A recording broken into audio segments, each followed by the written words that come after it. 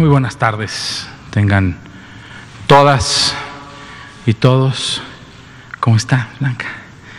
Buenas tardes a todos en casa. Soy Ricardo Cortés Alcalá, director general de promoción de la salud, y a nombre del subsecretario Hugo López-Gatell, que está ahorita en reunión con el señor presidente de la República, me tomo el atrevimiento de iniciar bajo sus instrucciones esta conferencia de prensa.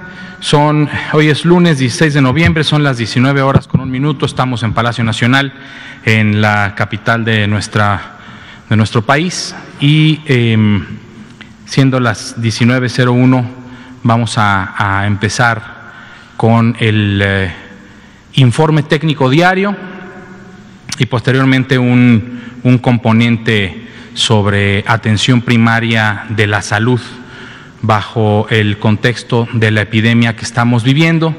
Como todos y todas saben, la propia epidemia ha hecho que la provisión regular de los servicios de salud y de las acciones de salud pública tengan una disminución en su actividad, y hemos estado trabajando con las entidades federativas para que se retomen las actividades de salud pública que se han disminuido en su velocidad. Todo lo que significa vacunación, provisión de anticoncepción, etcétera, y además también los programas nuevos como el de eliminación de la hepatitis C, que es un programa extraordinario. Nuestro país cuenta con este plan de eliminación del virus de la hepatitis C. La hepatitis C es curable, ahora es curable. Antes no era curable, y cuando se descubrió el tratamiento era un tratamiento sumamente costoso, prácticamente entre 1,5 y 2 millones de pesos por persona, pero ahora se han reducido los costos y también ya México puede entonces también acceder a un tratamiento gratuito para todas y todos aquellos que deseen hacerse una prueba de tamizaje para la hepatitis C. Para esa enfermedad sí hay que tamizar, a diferencia del SARS-CoV-2, para el virus de hepatitis C sí hay que tamizarnos, hay que ir, hacernos una prueba rápida, ver si estamos enfermos de hepatitis C y que se nos brinde el tratamiento. Si no me equivoco, es alrededor de 12 semanas y con una tasa bastante alta de curación. Entonces, todos estos programas de salud pública los estamos retomando, relanzando con las brigadas de promoción de la salud, de atención especializada y la brigada médica del primer nivel de atención, con énfasis en la atención y detección de personas con factores de riesgo para complicaciones del virus SARS-CoV-2 o personas que con o sin factores de riesgo para estas complicaciones tuvieran enfermedad respiratoria aguda y requirieran de una atención, y con esto estamos ahí también metiendo los otros componentes de salud pública. Vamos a iniciar entonces con la presentación, el informe técnico de todos los días. Este es nuestro día número 170 de la nueva normalidad. Lo recordamos cada día a qué se refiere, por si alguna persona no lo sabe o es la primera vez que nos escucha desde su casa.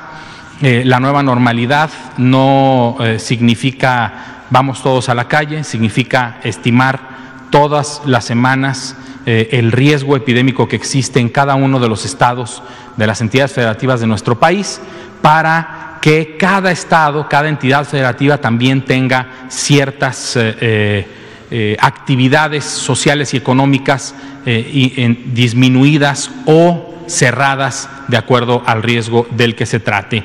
Esta es la conferencia vespertina número 257. Hoy es lunes 16 de noviembre. Recordando el semáforo de riesgo epidémico que continúa vigente, recordemos que son 2 semanas las que es vigente el semáforo, aunque la estimación del riesgo se hace cada semana. ¿Por qué hacemos énfasis? Porque pueden recordar que en una semana en la que no se anunció un cambio aquí en esta conferencia de prensa del semáforo epidémico, del semáforo de riesgo epidémico, el gobernador de Durango decidió, con la estimación semanal que teníamos, cambiar a rojo, disminuir más la movilidad de la ciudadanía, reducir las actividades socioeconómicas para poder mitigar con mayor rapidez el riesgo epidémico que tienen, que aquí se planta aún como rojo, pero que ellos iniciaron con este rojo una semana antes de que nosotros lo anunciáramos, y con esto iniciaron las actividades para mitigar la epidemia, la curva epidémica, reducirla de nuevo. Y esperemos que en una nueva estimación del riesgo, Durango, con las actividades que ha hecho, reduzca el riesgo a naranja muy pronto, al igual que el estado de Chihuahua. La siguiente, por favor. La curva epidémica nacional es esta. Recordar siempre que nuestra curva epidémica nacional se compone de 32 curvas epidémicas de 32 entidades federativas, y a su vez cada entidad federativa, su curva epidémica se conforma de diferentes curvas epidémicas municipales o regionales, de acuerdo a cómo cada gobierno estatal, que es la autoridad sanitaria local, el gobierno del estado, la persona titular del gobierno del estado, tiene su análisis propio. Aquí lo que podemos ver es una fluctuación de la positividad.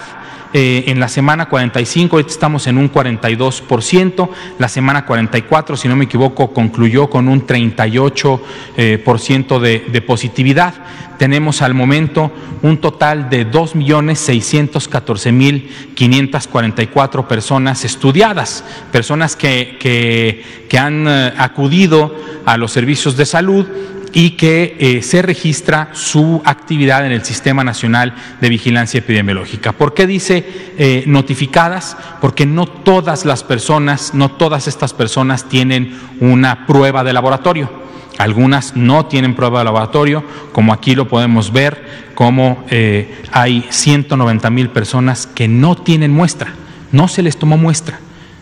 Dentro de la vigilancia centinela que nosotros definimos, se puede tomar como mínimo el 10% de las personas que tienen una sospecha y que tienen un cuadro clínico leve, que se van a ir a su casa a recuperarse, es un mínimo del 10%. Los estados, las entidades federativas, los servicios de salud han tomado diferentes porcentajes, pero el mínimo es el 10%. Hay estados que han llegado al 95% de muestreo de personas con un cuadro leve. Hay estados que han tomado el 20%, el 15%, ninguno por debajo del 10%, como lo marca el lineamiento de vigilancia epidemiológica. De todas estas personas notificadas, se han dado un resultado negativo a 1.230.822 y se han confirmado un total de 1.009.396 personas. Desafortunadamente, de todo este 1.009.396 personas, han fallecido un total de 98.861 personas. Todas estas personas, no es un dato estadístico aquí, son personas.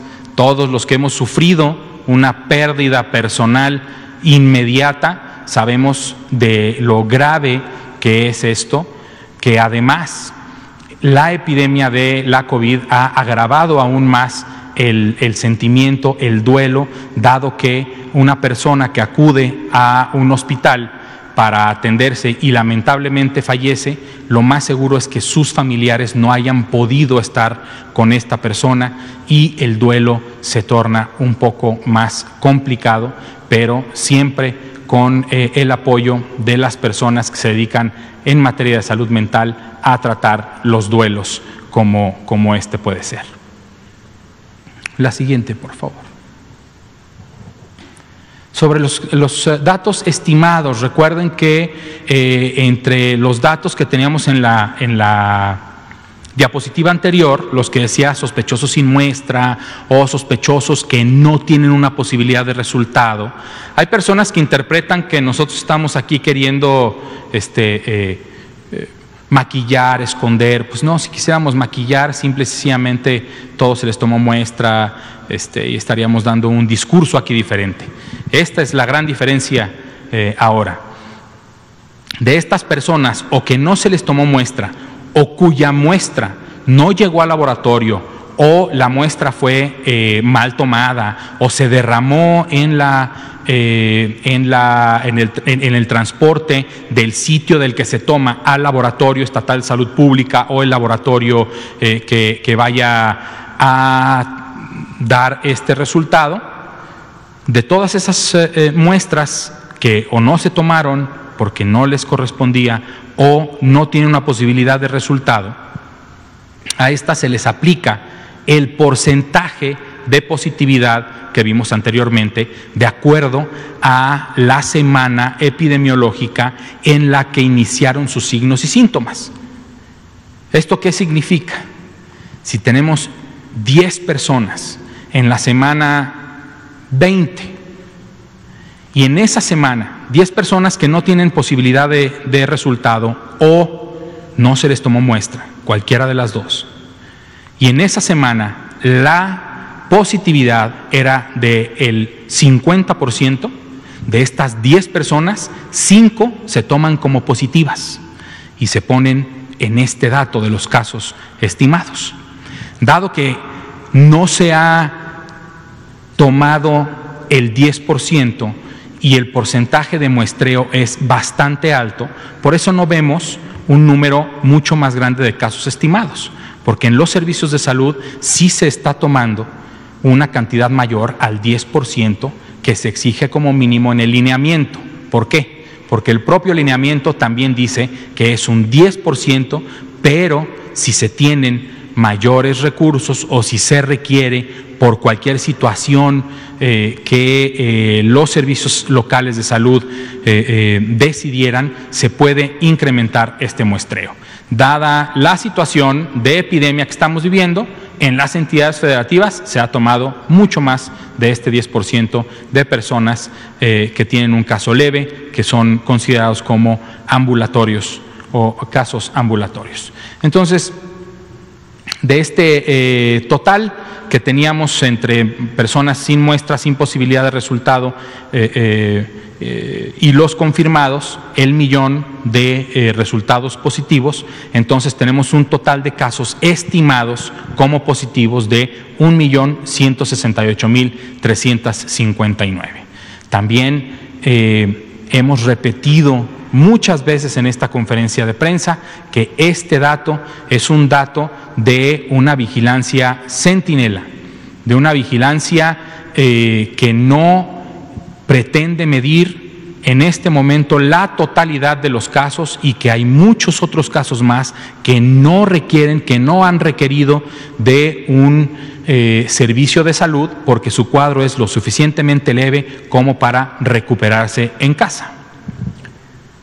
Si en casa se agrava y empieza con los datos de alarma, que también aquí en muchísimas ocasiones hemos repetido y repetiré de nuevo, que son falta de aire, dificultad para respirar, dolor en el pecho, fiebre persistente, somnolencia, cansancio extremo o desorientación, entre algunos otros. Por ejemplo, si tenemos la posibilidad de tener un oxímetro de pulso en casa y la oxigenación está por debajo del 93%, también es un signo de la alarma.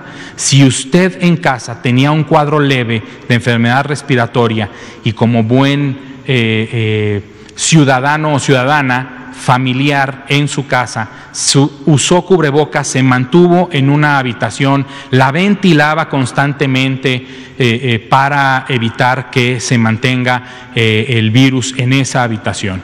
Pero empieza con estos datos de alarma, hay que acudir a un hospital a recibir la atención que requiere, ya sea una terapia con oxígeno suplementario por medio de una mascarilla o unas puntas nasales, o si ya la persona lleva un cuadro muy grave, entonces pasaría directamente a los cuidados intensivos e inclusive, si así lo requiere, a una intubación para utilizar un respirador mecánico. De todos estos casos estimados, el 4% es la epidemia activa. Es la epidemia que en este momento están presentando signos y síntomas. Eso representa a 42.922 personas que en este momento presentan signos y síntomas. El resto ya se recuperó o desafortunadamente perdió la vida.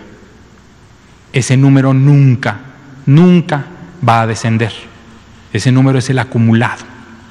Importante, por eso, ver la curva epidémica. Como vimos una curva epidémica que creció, después disminuyó y después vuelve a crecer y ahora vuelve a disminuir un 3% con respecto a la semana anterior.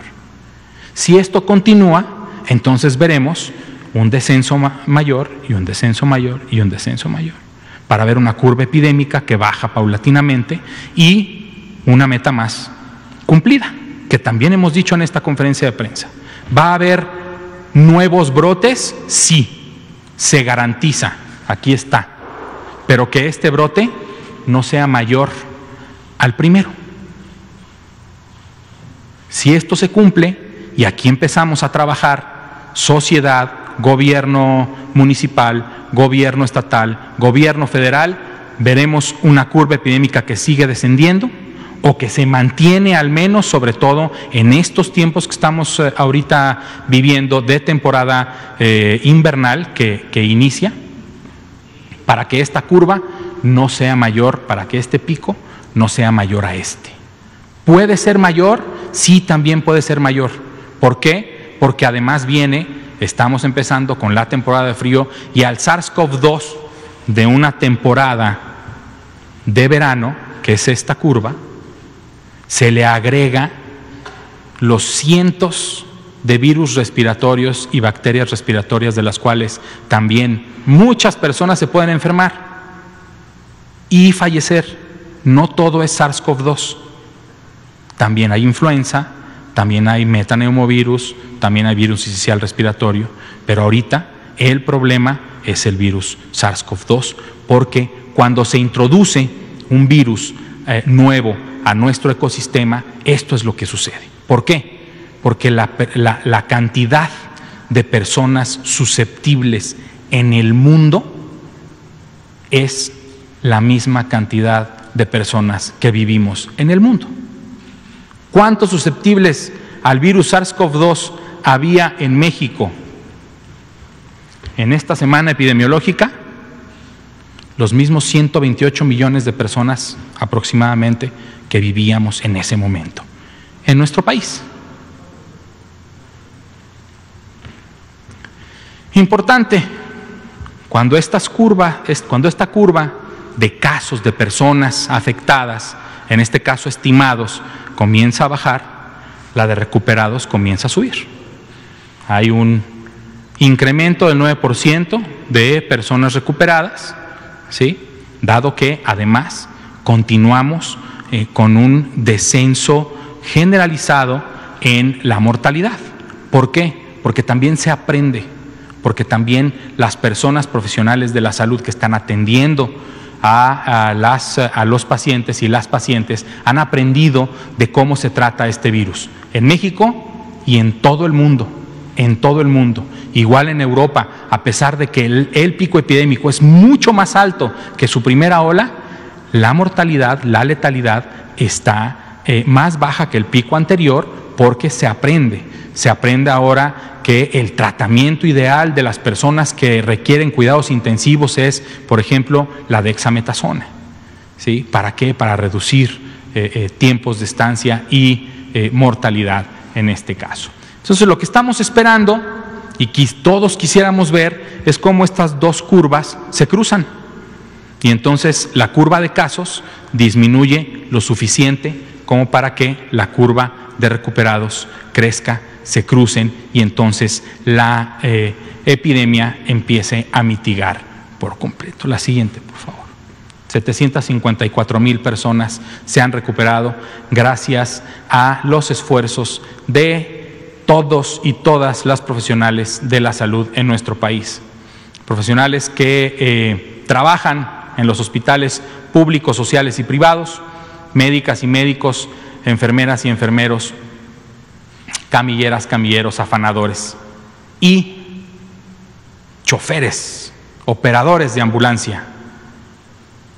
Me había olvidado también de agradecer a las personas que operan las ambulancias, que han llevado a muchas personas de estas que se han recuperado y que también lamentablemente han fallecido y las han llevado a los hospitales a recibir la atención que requieren. La mortalidad, las personas que desafortunadamente pierden la vida. Tenemos un total de 98,861 personas que perdieron la vida y que se les confirmó con una prueba de laboratorio la presencia del virus SARS-CoV-2. Sobre estos otros dos números, que representan a 14,900 personas que desafortunadamente también perdieron la vida, 10,618 no se les tomó muestra. No se alcanzó a tomar, llegó muy grave, estuvo poco tiempo en el hospital,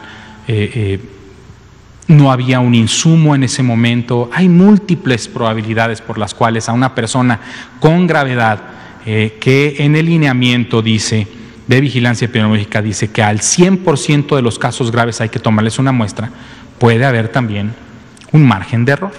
Un margen en las que no se le tome una muestra. En este caso son 10,618 lamentables defunciones a las que no se les tomó muestra y 4,273 lamentables defunciones que se les tomó muestra pero no tienen una posibilidad de resultado porque la muestra no fue correctamente tomada o se derramó o nunca llegó al laboratorio a ser analizada. ¿Qué es lo que vemos ahora?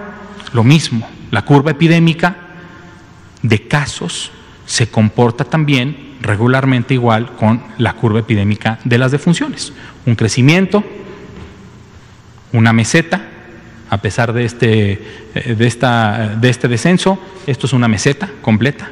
Luego un descenso y también un incremento en el número de personas que desafortunadamente pierden la vida cuando hay un incremento en la actividad viral, un rebrote. ¿Por qué sí es rebrote?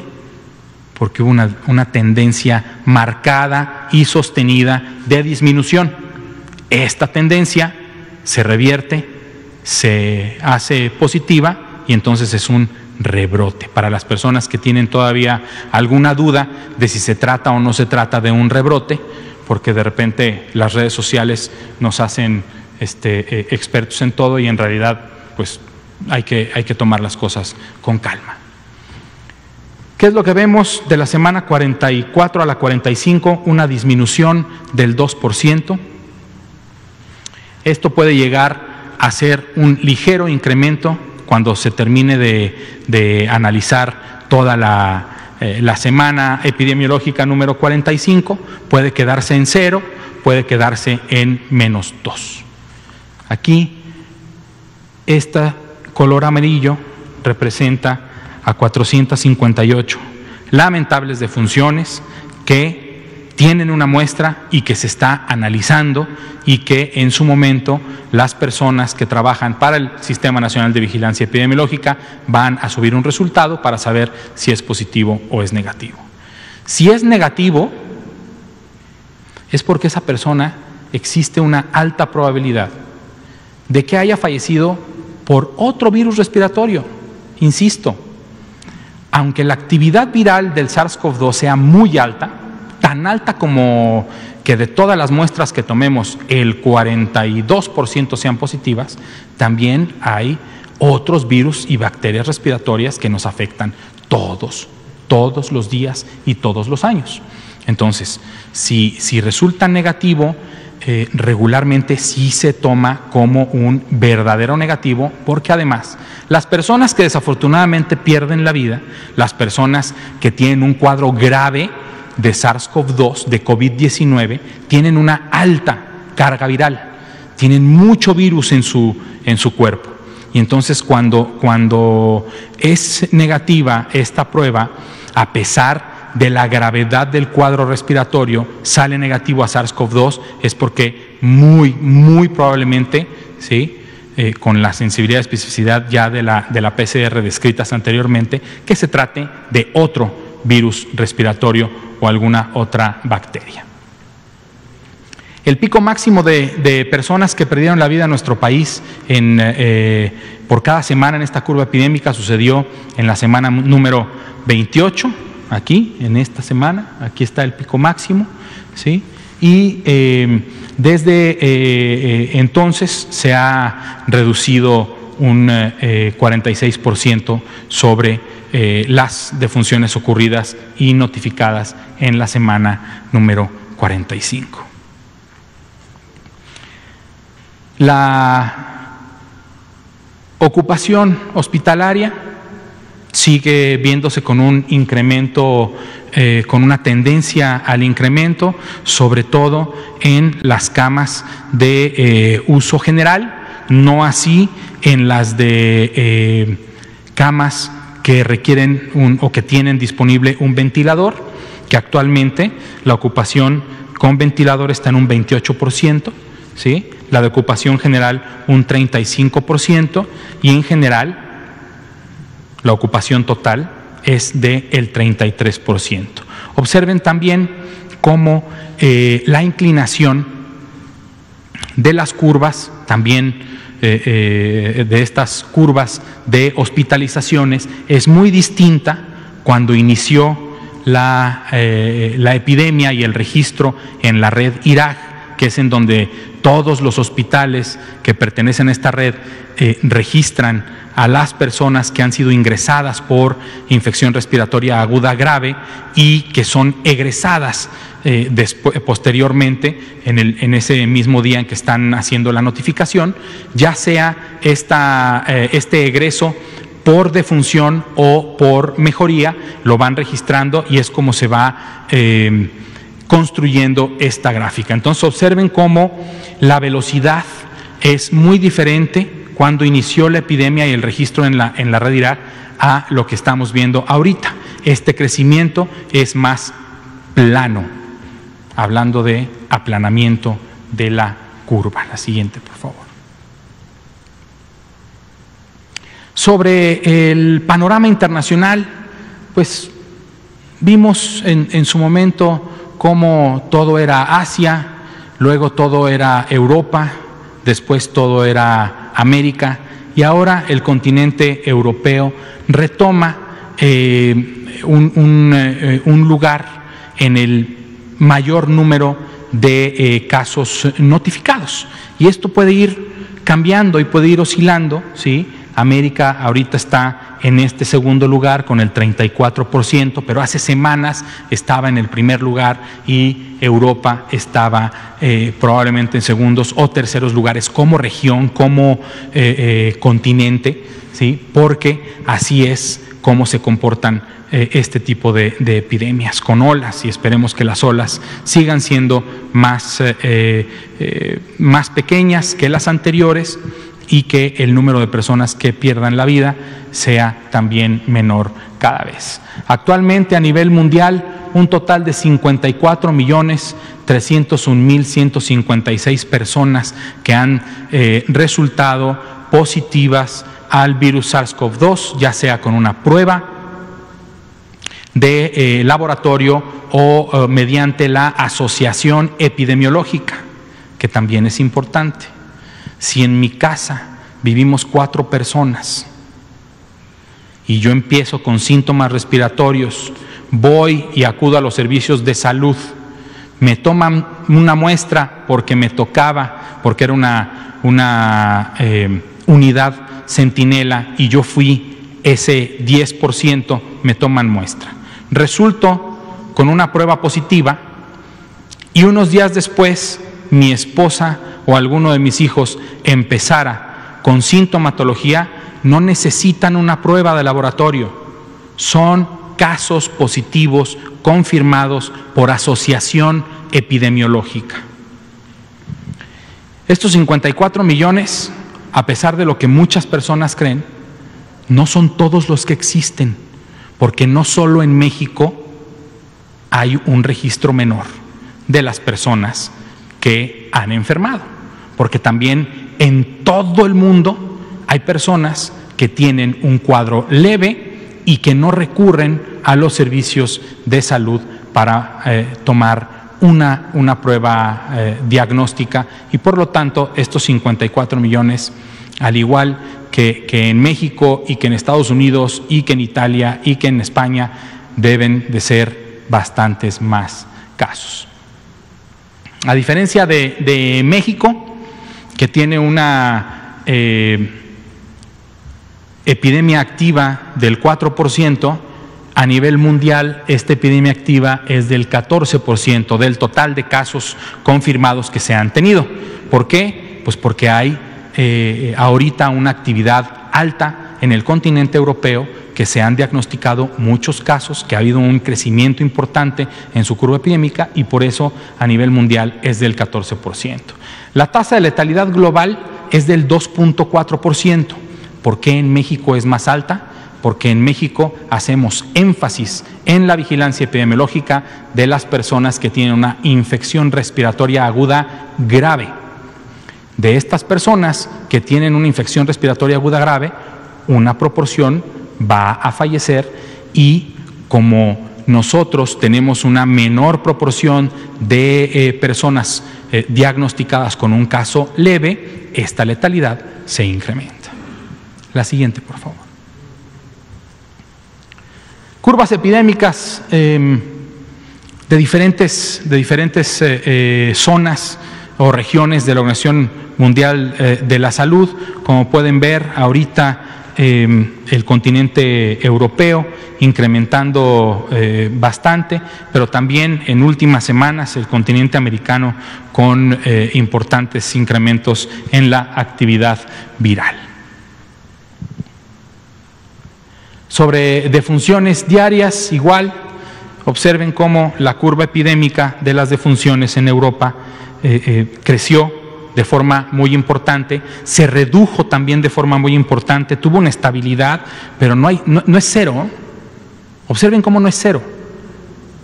O sea, el virus sigue activamente, pero el número de defunciones se mantiene en un valle de la curva epidémica, del pico de la montaña, se mantiene en un valle y luego vuelve a crecer. En América creció, se mantuvo en una meseta y sigue manteniéndose en esa meseta. Recuerden que estos picos son porque la Organización Mundial de la Salud, que es de donde salen estos datos, no hay datos de otro lugar que no sean los gobiernos de los países. Por eso, por ahí cuando vean que algún sitio web o alguna noticia dice el conteo independiente de la Universidad de Johns Hopkins, no. Johns Hopkins se mete a coronavirus.gov.mx y descarga nuestra base de datos. Y de ahí hace análisis. Entonces, ¿es un análisis independiente? Sí. Pero el número de casos, las bases de datos que ellos revisan, analizan y presentan son exactamente los mismos que cualquier mexicano o mexicana o cualquier persona en el mundo puede descargar de coronavirus.gov.mx. ¿Y por qué se ven estos picos? Porque son por fecha de notificación. Y si aquí hubo una notificación mucho mayor al resto de los días, se ve ese pico, pero estas defunciones por fecha de ocurrencia se distribuyen a lo largo de las semanas previas o los días previos. La siguiente, por favor. Picos, curvas epidémicas. Esto es lo que sale de Our World in Data, este sitio que puede consultar todo el mundo, del que acabo de referirme. No es un conteo de ellos, no tienen epidemiólogos en todo México contando personas. Descargan la base de datos de coronavirus.gov.mx, al igual que lo hace cualquier ciudadano, cualquier portal. Muy interesantes análisis que hace, por ejemplo, Serendipia, de Alejandra Padilla. Muchas gracias, Alejandra, por todos los comentarios que ha hecho para mejorar estas bases de datos abiertas. Europa empieza un descenso, a diferencia de América del Norte. ¿Cuál es la diferencia? En cómo se ha ido teniendo una curva mucho más plana que esta que creció de Europa, luego disminuyó y de repente vuelve a explotar, ¿sí? Esperemos que así como en Europa hay un decremento, un descenso en la curva epidémica, así empecemos también en todo el continente americano. Defunciones también, esto es por millón de habitantes, por eso se ven diferentes las curvas. Estos son cambios a veces en las definiciones operacionales o en la forma en que se puede confirmar una defunción, como aquí en México también lo presentamos, que hubo una notificación en poco tiempo de muchas defunciones que ya habían ocurrido en días pasados, pero que se hizo esta asociación epidemiológica o dictaminación por parte de los comités respectivos. Veamos cómo la curva epidémica de Europa por millón de habitantes bastante más alta, y además ya llegó también a igualar su primera ola. APS, Atención Primaria de la Salud, con énfasis en la epidemia, la pandemia de la COVID-19. Queremos reducir el impacto de la COVID en la comunidad. Hay que ir a las comunidades a hacer epidemiología de campo, salud pública en el campo, y tenemos básicamente cinco puntos clave en este ciclo. Identificar personas en riesgo, independientemente de si tienen síntomas o no tienen síntomas de COVID. ¿Por qué? Porque si yo llego a una casa y pregunto ¿cuántas personas adultas mayores viven ahí? 5. Ok, esas 5 personas adultas mayores están en mayor riesgo que las personas jóvenes que viven en esa misma casa. Y si esas personas viven con diabetes o con hipertensión, entonces su riesgo crece. Por eso es importantísimo identificar a las personas en riesgo de complicarse por COVID. Pero al mismo tiempo también, si preguntamos también si hay síntomas respiratorios en las personas, y con esto poder cortar las cadenas de transmisión viral para detectar, estudiar y controlar brotes comunitarios, brotes en la comunidad, y también, como hace rato lo comenté, brindar atención de los diferentes programas de salud pública, como puede ser el de detección y curación de la hepatitis C en México, o el programa de vacunación universal, o el de otorgamiento de métodos de anticoncepción a adolescentes y adultos. ¿Qué se ha hecho con este programa? en las últimas 3 semanas, con los datos de algunos de los estados, de las entidades federativas que nos han compartido sus datos, que es alrededor ahora de la mitad del país que han tomado el plan propuesto por la Federación para la atención primaria de la salud. Se han visitado un total de 2.307.593 casas y se han atendido también vía telefónica a 171.290 personas, que no incluyen las intervenciones de Locatel, que en la Ciudad de México se dan muy seguido por esta extraordinaria estrategia del gobierno de la Ciudad de México de Locatel personalmente o por mensaje, que también es un servicio de Locatel. Con estas intervenciones se han atendido a un total de 4.274.237 personas en sus casas o por teléfono, preguntando si viven con factores de riesgo para presentar un cuadro grave de la COVID-19, como puede ser persona adulta mayor, vivir con diabetes, vivir con hipertensión, vivir con cáncer, con VIH, con enfermedad pulmonar obstructiva crónica, como puede ser el asma, ¿sí? El asma es una EPOC. Y entonces con esto todo esto se les ha preguntado a más de 4 millones de personas. La siguiente, por favor. De estas 4.3 millones de personas que se han atendido, el 38.4% han resultado ser personas sanas, ¿sí? Y que queremos que así se mantengan. Personas adultas mayores, 10.9%. Personas que viven con diabetes, 10.8%, personas que viven con hipertensión, 8.9%, mujeres embarazadas, 5.9%, y en puerperio, o sea, recuperándose después de tener a su bebé, 1.2%.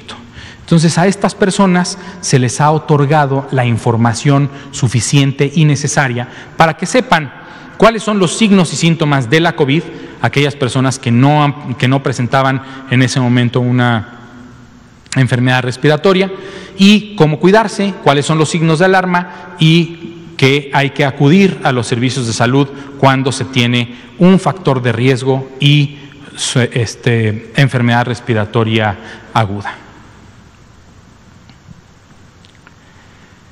¿Qué pasa después?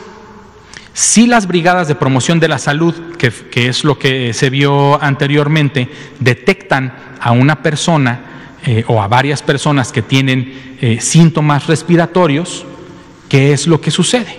Entonces, de esos 4 millones de personas, se han atendido a 196.379 con algún factor, ¿sí? 86,000 tenían factores de riesgo, pero no tienen síntomas. Se les otorgó la información para que se cuiden, para empoderarlos y empoderarlas a ellas y a ellos para que tomen mejores decisiones. 67,555 no tenían factores de riesgo, pero sí tenían síntomas respiratorios. 41,371 tenían factores de riesgo, sí tenían factores de riesgo y también presentaban síntomas de COVID. Y 1,353 personas se enviaron a hospital para su atención, porque así lo ameritaba después de que la brigada especializada que lleva personal médico y de enfermería a la casa, o el personal médico en el centro de salud del primer nivel de atención. Aquí, como un ejemplo, el centro de salud de Santa Rita Jerez en Zacatecas, con el extraordinario equipo de promoción de la salud que está yendo casa a casa, al igual que en Campeche, al igual que en Tabasco y en Chihuahua y en todas las entidades federativas que están yendo a buscar a las personas con factores de riesgo o con enfermedad para atenderlos lo más oportunamente posible. Y además de esto, la vigilancia también de que que las personas en su actividad económica o en su actividad social mantengan las medidas básicas de prevención. En mercados, en tianguis, tiendas de conveniencia, iglesias, centrales de autobuses, edificios de gobierno, barberías estéticas, restaurantes, etcétera, todas las actividades que pudieran tenerse, se han revisado un total de 42,849 establecimientos que han cumplido o no han cumplido con las medidas básicas de prevención para su actividad económica, y que si no lo cumplen se les hace la recomendación y se les brinda la información suficiente y necesaria para que así lo hagan, y que sus clientes y ellas mismas estén en menor riesgo de presentar enfermedad respiratoria aguda, que además con una alta positividad al virus SARS-CoV-2 se puede tratar de este virus SARS-CoV-2, y que si viven con algún factor de riesgo se pueden complicar estas personas, requerir de un servicio de hospitalización, y desafortunadamente si no funciona bien el tratamiento, lamentablemente pierdan la vida, y eso es lo que queremos evitar a toda costa. Muchas gracias de verdad por su atención a todas y todos. Son las 19:47 y vamos a empezar con preguntas. Por favor, adelante, luego Blanca y 3. Araceli. Gracias. Daniela Pastrana, de Pie de Página. Doctor, ¿qué pasa en los casos en los que los síntomas que presentan no son los tradicionales de una gripe, sino hay muchos casos que se han registrado que tenían diarrea, por ejemplo, y que después de hacerse la prueba resultaron positivos? Entonces, ¿cómo funciona esta atención primaria en esos casos? Claro, con mucho gusto, Daniela. En casos que son, digamos, un poco más atípicos, ya de por sí lo atípico de esta epidemia, las personas que no presentan el clásico cuadro respiratorio y que puede ser un cuadro gastrointestinal, también se tiene en cuenta, y sobre todo cuando se combina un cuadro gastrointestinal con algún factor de riesgo para que la persona se complique de COVID, siempre lo mejor es sospechar de COVID y que reciba una atención a su cuadro. Hay que recordar que las personas que presentan diarrea, en general, no solo por COVID, en general, cuando la diarrea es profusa, se deshidratan, y la deshidratación va a empezar también con un cuadro de dificultad respiratoria, porque a una persona deshidratada le cuesta trabajo respirar. Recordemos el cuadro clásico de deshidratación en una personita menor de 5 años, en donde la propia deshidratación les hace que se les vean sus costillitas del esfuerzo que hace para respirar la bebé o el bebé por la diarrea tan tremenda que tiene, y esto también se toma en cuenta ahorita para el virus SARS-CoV-2. Muchas gracias, Daniela. Blanca. Buenas tardes, doctor. Me gustaría que hiciera algún comentario. Hoy la OMS comentó que la vacuna no es precisamente la solución a la pandemia. Ha habido otras voces que señalan que ni siquiera es una panacea. Sabemos que aquí se ha acentuado mucho que se debe seguir las medidas de higiene y todo, pero en este sentido, la vacuna en realidad, ¿qué vendría a aportar en este caso a México?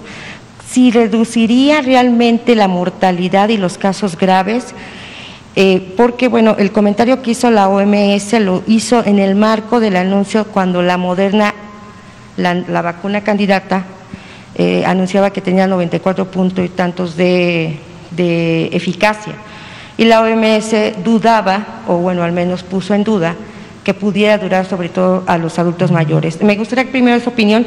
Y la situación en Chihuahua, no sé si nos podría dar datos específicos de lo que está sucediendo ahí. Se lo comento porque hay gente que conozco que me dicen que están en listas de espera para recibir oxígeno.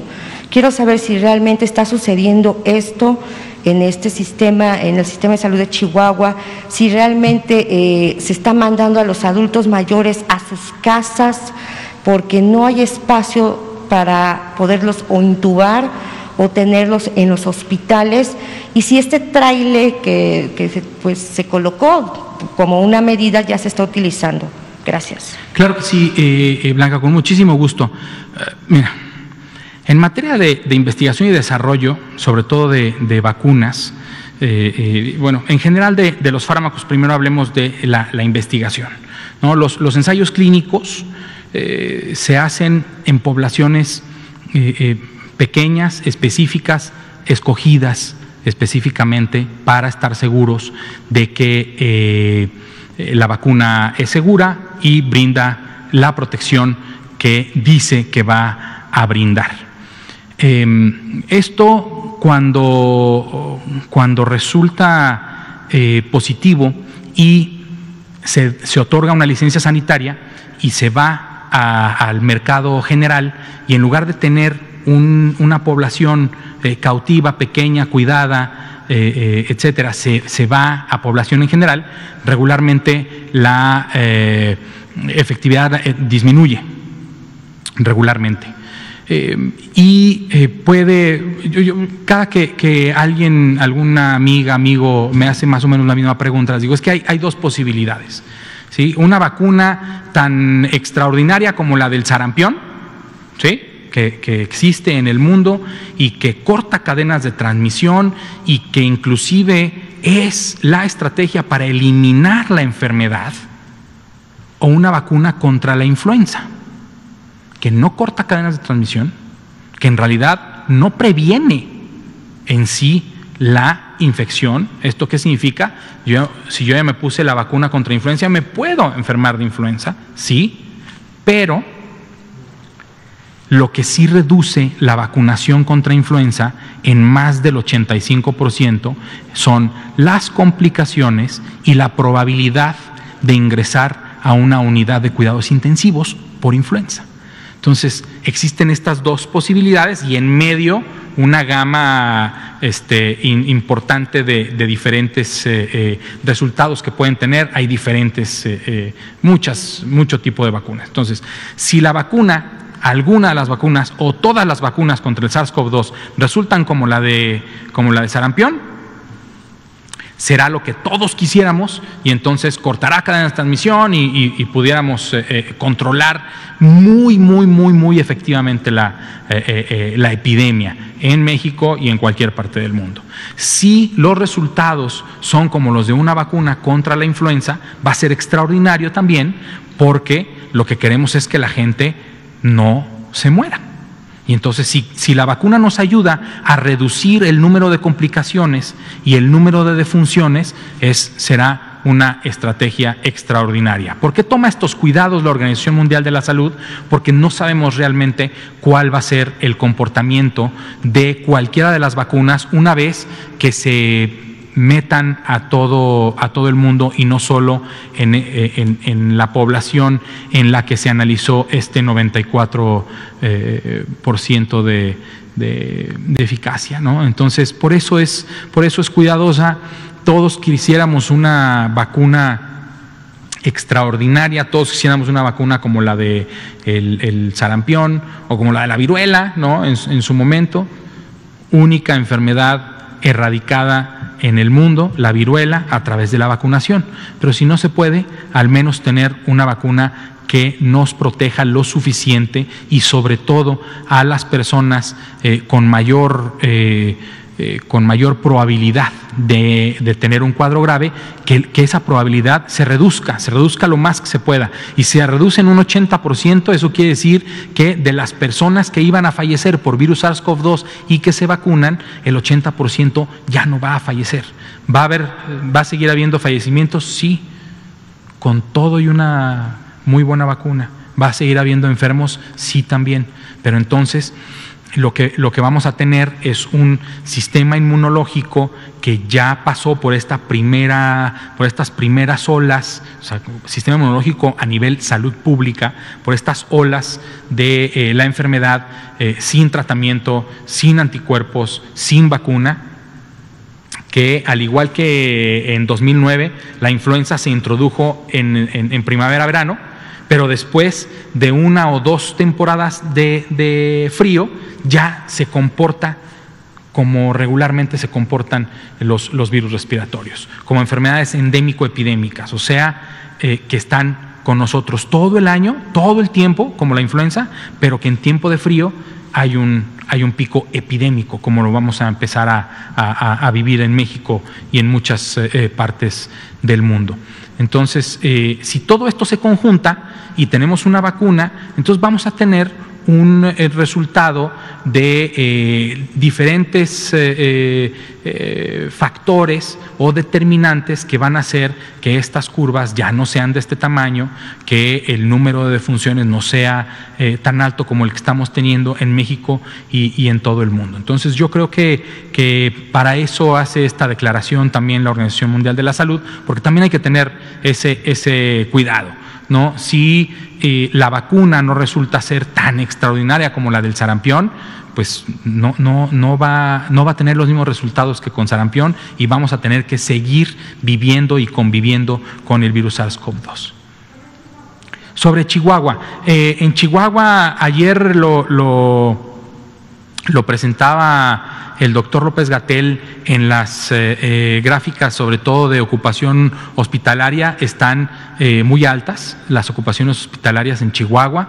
Si mal no recuerdo, está rayándole al 75%, pero hay que recordar que ese 75% dentro del estado de Chihuahua también hay diferentes hospitales. Seguramente algunos de esos hospitales están al 100% y no pueden recibir un paciente más, y otros hospitales están al 60 y otros al 50 y otros al 75, y así lo que está haciendo los servicios de salud locales, la Secretaría de Salud de Chihuahua, con nuestro querido amigo Eduardo, el secretario de Salud, y Mirna, su subsecretaria, es tener una red de comunicación y una red de servicios integrales para que las personas que requieren de una cama por infección respiratoria aguda grave lleguen a los hospitales en donde hay, aunque sea poca, pero todavía hay un poco de disponibilidad. Si a las personas adultas mayores o cualquier otra persona que requiere de los servicios hospitalarios llegan a un hospital que están al 100%, sí, lo más seguro es que los estén regresando. ¿Los tienen que regresar a su casa? No. Los tienen que derivar a otra unidad que sí tenga la capacidad de recibirlos para darles la atención que se merecen. Personas adultas mayores, personas que viven con VIH, con cáncer, con diabetes, con lo que sea, para recibir la atención que requieren por su cuadro. Gracias, Blanca. Habíamos dicho primero aquí y luego Araceli. Gracias. Buenas noches, doctor. Comentarle lo siguiente, Polo Puga, de redes sociales, del canal Política para la Banda. ¿Qué nos pudiera decir de estos temas conspiranoicos que están también surgiendo muchísimo a través de grandes influyentes, inclusive artistas, que han dado su punto de vista, y que esto ha generado sobre todo el temor en la sociedad? Yo di positivo a COVID, y en las redes me comentaban muchísimo cuando yo hacía algún comentario de las vacunas, pues que no se piensan vacunar. Hay mucha gente que tiene el temor. Varios de los comentarios que llamaron mi atención es justamente que nos van a inyectar nanotecnología y que con esto nos van a tener controlados, y mucha gente dice no, yo no me voy a vacunar contra esto, ¿no? Y también otra de las cosas que me decían es que tomara dióxido de cloro o CDS clorito, así lo llamaban. ¿Qué nos pudiera decir al respecto de esto? Muchas gracias. Con todo gusto. Mira, las vacunas que se hacen con ingeniería genética no son nuevas, ya se tiene tiempo. con esto. Entonces, son leyendas urbanas, ¿no? Suficiente control tenemos y otorgamos con nuestros teléfonos celulares, no necesitamos que nos inyecten nada. Yo aquí ya sabe Google que aquí estoy, y Facebook y Twitter, y todos ya saben que aquí estoy. Mi esposa también me está viendo en la tele, sabe que aquí estoy. Entonces, no necesitamos una vacuna para decir nos van a controlar en nada, ¿no? Sobre el dióxido de cloro no hay un estudio, ensayo clínico como el que sí hay para las vacunas, ¿sí? Como el que sí hay para la dexametasona en casos graves, y por lo tanto no es una terapia recomendable, ni preventiva ni curativa. Araceli, última.